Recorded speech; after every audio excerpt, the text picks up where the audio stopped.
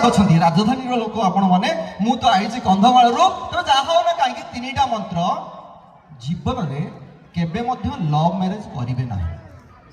ପ୍ରଥମ ମନ୍ତ୍ର ମନେ ରଖନ୍ତୁ ଜୀବନରେ କେବେ ମଧ୍ୟ ଲଭ୍ ମ୍ୟାରେଜ କରିବେ ନାହିଁ ଦ୍ୱିତୀୟ ମନ୍ତ୍ର ବାପା ମା ଯୋଉଠି ଠିକ କରିବେ ସେଠି ଜମା ବାହା ହେବେ ନାହିଁ ତୃତୀୟ ମନ୍ତ୍ର ଆଜ୍ଞା ତୃତୀୟ ମନ୍ତ୍ର ହେଲା ଜୀବନରେ ବିଲକୁଲ ବାହା ହେବେ ନାହିଁ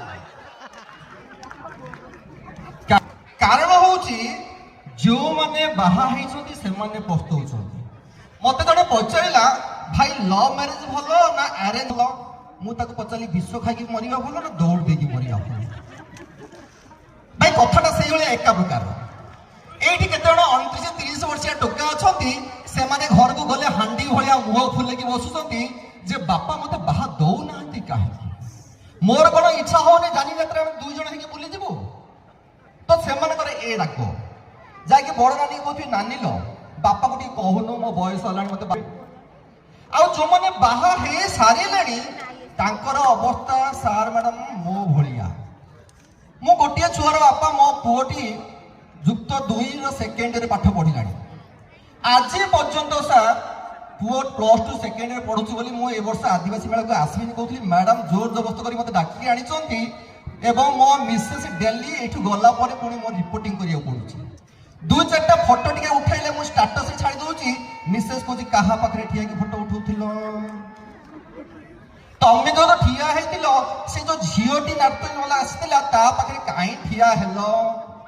ତ ଇଏ ହଉଛି ବାହା ହେବା ଲୋକର ଅବସ୍ଥା ତ ସେଇଥିପାଇଁ ମୁଁ ଆପଣଙ୍କୁ କହୁଛି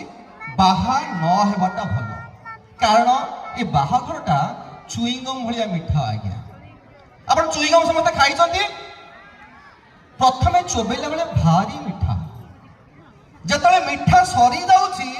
ପାଟିରୁ ପକେଇ ପାରୁନଥିବେ କି ମିଠାଟାକୁ ମଧ୍ୟ ନେଇ ପାରୁନଥିବେ ଆଜ୍ଞା ପଇସା ଦେଇକି କିଣିଛେ ପାଟିରୁ ପକେଇ ହଉନି ଅଧଘଣ୍ଟା ଚୋବେଇବି ନା ପାଟିରୁ ପକେଇ ପାରୁନଥିବେ କି ପଇସା ଦେଇଛନ୍ତି ବୋଲି ଫୋପାଡ଼ି ପାରୁନଥିବେ ଆମର ବାହାଘର ଲାଇଫଟା ମଧ୍ୟ ସେଇଭଳିଆ ନୂଆ ନୂଆ ବାହା ହେଇଛନ୍ତି ଯଦି ଟେଲିଫୋନରେ ଆପଣଙ୍କର ଦେଖିବେ କଣ୍ଟାକ୍ଟ ଲିଷ୍ଟରେ ସ୍ତ୍ରୀକୁ ଲେଖା ହେଇଥିବ ସୁଇଟ୍ ହାର୍ଟ କିଛି ଦିନ ପରେ ସେ ସୁଇଟ୍ ହାର୍ଟ ନାଁଟା ଉଠିଯିବ ତାପରେ ହେଇଯିବ ୱାଇଫ ୱାଇଫ ମାନେ ବୁଝୁଛନ୍ତି ନା WIFE without information fight every time ବିନା ସୂଚନାରେ ପ୍ରତି ମୁହୂର୍ତ୍ତରେ କଳି ଲାଗୁଥିବା ମୋ ବନ୍ଧୁଟି ହଉଛି ମୋର ଅର୍ଦ୍ଧାଙ୍ଗୀ